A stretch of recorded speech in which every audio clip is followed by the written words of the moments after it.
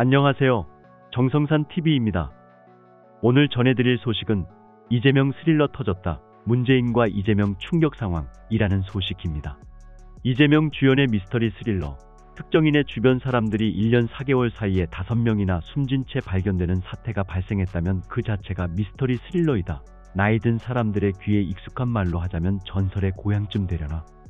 생각할수록 괴기스러운 사건들이 실제로 발생했다. 그 주변 사람들의 중심에 이재명 더불어민주당 대표가 있다. 이 대표 사건, 그의 부인 김혜경 씨의 법인카드 유용 의혹 사건 등에 연루된 인사들이다. 이들 가운데 4명의 사인이 자살로 밝혀졌다. 이 전대미문의 연쇄자살 사건에도 이 대표는 그간 별로 놀라는 빛이 없었다. 남다른 마인드 컨트롤의 힘이었다면 이야말로 철의 심장이라고 할 만하다. 그 이 대표도 지난 10일 전영수 씨의 사망 소식을 듣고는 비통함을 감추지 못했다라는 언론 보도가 있었다. 성남시장 시절 행정기획조정실장, 경기지사 때는 비서실장으로 자신을 보필했던 사람이었으니 철심장이든 뭐든 놀랄 수밖에 없었을 것이다. 그는 이날 당 최고위원회의를 주재하기에 앞서 준비된 모두 발언을 울먹이며 읽었다고 한다. 이 대표는 고인의 생전 업적과 공직에 대한 헌신을 기렸다. 그런 다음엔 당연히 진심을 다한 사과와 유족에 대한 위로가 따랐어야 했다. 이후 여하간에 자신을 보필했던 사실 때문에 검찰 수사를 받게 됐고 그로 인해 죽음을 선택하는 극단적 상황에까지 내몰리지 않았는가. 그런데 이 대표는 검찰의 이 미친 칼질을 도저히 용서할 수 없다며 분개했다. 그의 상황인식 수습의 방법이 정말로 독특하다. 거미줄같이 얽히고 설킨 사건들의 피의자가 억울한 피해자로, 그리고 마침내 정의의 사도로 등장한 것이다. 그가 정말로 정의감에 불타는 사람이라면 스스로 법원에 가서 영장실질 심사를 받을 일이었다. 검찰이 가두고 말고 할 일도, 죄를 주고 말고 할 일도 아니라는 것을 변호사인 그가 잘 알 것 아닌가. 국민도 그 정도는 안다. 검찰이 얼마나 무도하게 칼질을 해대는지 판사가 판단해 줄 텐데 왜 야당 국회의원들을 동원해 가면서까지 판사 앞에 끌려가지 않으려고 발버둥을 쳤을까? 국회 본회의 체포동의안 표결에서 민주당 의원들의 대거 이탈이라는 창피를 당했지만 그의 억울한 피해자 신용에는 변함이 없다. 철심장의 철면까지 갖춘 듯하다. 이 대표만 그런 게 아니다. 참으로 독특한 사람들이 그의 주변에 넘쳐난다. 민주당 친명계 의원들, 개딸이라는 해괴한 이름을 자랑하는 팬덤도 그 범주에 든다. 이 대표는 전영수 전 실장의 발인 날 강제 동원 정부 해법 규탄대회에 참석했다. 정치를 내려놓으라는 고인의 충언은 소용이 없었다. 윤석열 정권의 치욕적 강제동원 대상안이 다시 일본의 머리를 조아리는 굴욕적 모양을 만들어내고 있다. 전쟁 범죄에 완전한 면죄부를 주는 것이 말이 되느냐. 한미일 연합훈련을 핑계로 자위대의 군합발이 다시 한반도를 더럽히는 일이 발생할 수 있다. 국민들은 기가 막히고 대통령은 귀가 막힌 것 같다. 이게 바로 철면의 진면목이다. 문재인 정부 5년 동안 민주당은 뭘 했는가? 2019년 7월 일본의 무역보복과 관련 문 당시 대통령은 전남 도청에 가서 이순신 장군의 말씀, 상유 12미 신불사 아직 배가 12척 남아있고 미천한 소신도 살아있습니다를 소환하면서 대일 선전포고라도 할 듯한 기세를 보였다. 다음날 조국 당시 청와대 민정수석이 페이스북에 죽창가를 올렸다. 동학혁명 때의 그 의기로 죽창을 들고 대일전에 나서겠다는 뜻으로 읽히는 추임새였다. 일본이 밉다고 멀리 떼놓을 수도, 우리가 이사를 갈 수도 없다. 과거사로 상대국과의 미래를 포기하는 나라가 문 정권의 한국 말고는 있었던 것 같지 않다. 한일협정이 개인의 피해 구제를 막을 수 없다고 하더라도 그로 인해 양국 간 통로가 전적으로 차단되는 데까지 이르러서는 안 된다. 국가 간의 관계에는 우회로도 필요하다. 분리대응으로 국가와 개인의 이익이 동시에 확보되는 방안을 찾는 게 바람직하다. 그것이 국제관계의 한계이자 가능성이다. 정치인으로서 누구보다 책임의식이 투철해야 할 이 대표가 정치의 논리 아닌 군중의 논리로 접근하는 모습을 보이고 있다. 아마도 윤 정권에 대한 대중의 반감을 고조시켜 민심 위반을 유도하려는 책략인 것 같다. 궁지에 몰린 이 대표로서는 그것도 하나의 방안일 수가 있다. 그러나 그걸로 검찰을 굴복시킬 수는 없다. 대통령이 이 대표 정도로 독특한 캐릭터를 가진 책략가라면 호기를 찾을 수 있을지도 모른다. 과거 권위주의 시대에는 정치적 거래가 있었던 게 사실이다. 그러나 지금 우리는 민주법치주의가 성숙 단계에 들어섰다는 시대에 와 있다. 그리고 대통령은 정치적 계산이나 술수에 익숙하지 못한 검사 출신이다. 고지식한 데다 5년 단임의 대통령이 훗날 법적 책임 문제가 제기될 일을 두고 탈법적 타협을 할 것이라고 기대하기는 어렵다. 이 대표나 민주당은 양심이 있다면 정부의 한일 관계 정상화를 가로막고 나서지 말아야 한다. 자신들은 비겁하게 뒤로 빠지면서 강제징용 피해자와 위안부 할머니들에게 문제 해결에 책임을 떠넘기지 않았는가. 그러다가 임기가 끝나자 문 전 대통령은 홀가분하게 떠나버리고 민주당은 오히려 정부에 대한 공격수로 나서서 야바위 쇼나 펼치다니. 이런다고 이 대표에 대한 혐의가 벗겨질 리 없다. 오히려 총선 참패라는 혹독한 국민의 심판을 감당해야 할지도 모른다. 비할 바 없이 독특한 의식 및 인식 구조의 대표와 의원들은 국정 사보타지를 이쯤에서 멈추는 게 옳다.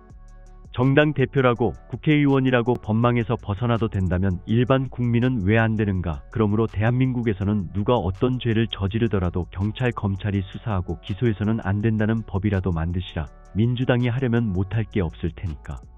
이재명이 대통령 선거 운동 때 윤석열 후보를 비롯한 자신의 각종 범죄 혐의를 수사하는 검사들을 싸잡아 공격하면서 검사 나부랭이들이라고 공격했다. 이재명의 말대로 검사가 나부랭이 수준이라면 국회의원을 비롯한 정치인과 고위공직자 등 웬만한 사람들도 나부랭이 범주에 속한다고 보는 것은 무리가 아닐 듯도 하다는 생각이 든다. 특히 윤석열 대통령이 강제징용자 피해배상 문제 등 한일 두 나라 간의 현안 문제 해결을 위해 내린 용단에 대한 일부 피해자와 민주당 등 반대자들의 반발이 정치적 쟁점으로 나타나고 있다. 특히 이재명과 그 나부랭이들의 막말과 언어 폭력이 조폭 수준이란 여론이다. 한국경제신문 사설의 지적이다. 이재명 더불어민주당 대표가 한일 정상회담에 대해 조공바치는 한국식 오므라이스 한 그릇의 정의를 맞바꿨다고 그건을 퍼부었다. 영업사원이 나라를 판 것에 비유하기도 했다. 종북행각이 드러난 민주노총 위원장이 이로 영업사원을 자처하며 나라 팔아먹은 윤 대통령이라고 비난한 것은 판박이라 더 씁쓸하다. 이재명은 또 하수인의 길, 친일 넘어 숭일 같은 말폭탄을 쏟아내며 이웃나라 정상도 참여한 외교 사안에 대해 원색적인 발언이라 더욱 민망하다라고 지적했다. 조선일보 사설이다. 어려운 국가외교에 한줌 고민도 없이 오로지 헐뜯을 궁리만 한다고 질타했다. KBS 앵커는 한일 양국 정상이 일본 자위대 의장대를 사열하는 장면에서 윤 대통령이 일장기를 향해 경례하는 모습을 중계하며 의장대가 우리 국기를 들고 있지 않을 것 같다는 황당한 말을 했다. 외국 정상이 방문했는데 의장대가 그 나라 국기를 들지 않고 있다는 것이 말이 되는가? 세상에 어떤 나라 대통령이 남의 나라 국기에만 경례하겠나? 나중에 정정하고 사과했지만 무슨 흠집이라도 있으면 헐뜯으려는 생각이 앞서 상식이 설 자리가 없는 것이라고 지적했다. 이재명은 일본의 하수인이 되는 길을 선택했고 일본에 조공을 바친다. 항복식 같다고도 했다. 민주당 지도부도 친일 정상회담 망국적 야합 숭일이라고도 했다. 공영방송 KBS 앵커의 망발은 조선총독부의 홍보매체로 탄생한 KBS 전신의 혈통이 아직도 면면이 흐르고 있음을 보여준 것이나 다름없어 보인다. 일본과 단교하다시피 한 문재인 정부의 국정상황실장을 지낸 윤건영 의원도 문재인 정부 때 일본의 제안보다 후퇴했다고 비난했다. 의정비서관 출신 탁현민도 거들었다. 특히 야합은 웃기는 헛소리다. 누가 누구와 혼례를 했단 말인가. 민주당 나부랭이들의 언어 수준이 이 정도다. 윤석열 대통령의 이번 결단에 대해 일본 언론과 세계 언론을 비롯해서 바이든 대통령도 긍정적 평가를 내렸다. 특히 윤 대통령은 일본 게이오대 강연에서 후손에게 불편한 역사를 남겨선 안 된다. 더 나은 미래를 위해 용기를 내자고 강조했다. 윤 대통령의 이번 일본 방문 외교가 이재명과 그 나부랭이들이 물어뜯는 것처럼 정말 망국외교이며 하수인 노릇을 한 것인가, 조공외교이며 항복이었는가 묻지 않을 수 없다. 일본이 메이지유신을 외치며 타라입구로 개방의 길을 택했을 때 조선의 어리석은 왕 고종과 대원군 이하응은 쇄국과 폐쇄로 문을 걸어 잠그며 망국의 길을 재촉했던 그날의 형국과 다른 것이 무엇인가를 우물 안 개구리 같은 문재인과 이재명 나부랭이들에게 묻지 않을 수 없다. 일본과 담을 쌓으며 북한의 김정은에게 조공을 바치며 굽신거린 하수들이 누구였던가 부끄럽지도 않은가. 대구의 원로 교육자 소호 선생은 일본과의 관계를 굴욕 친일 외교라고 하는 것은 감정적 정서적 차원의 형식 논리이고 북한과의 관계는 우리의 생존이 걸린 문제이다. 좌파들은 언제나 생존보다 형식적이고 알량한 자존심과 명분론에 더 비중을 두고 있다.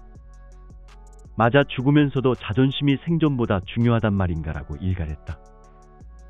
문재인과 이재명 나부랭이들은 언제까지 국민을 기만하고 얕잡아보며 위안부 할머니와 강제징용 피해자들을 권력 착취의 앞장에 내세울 것인가.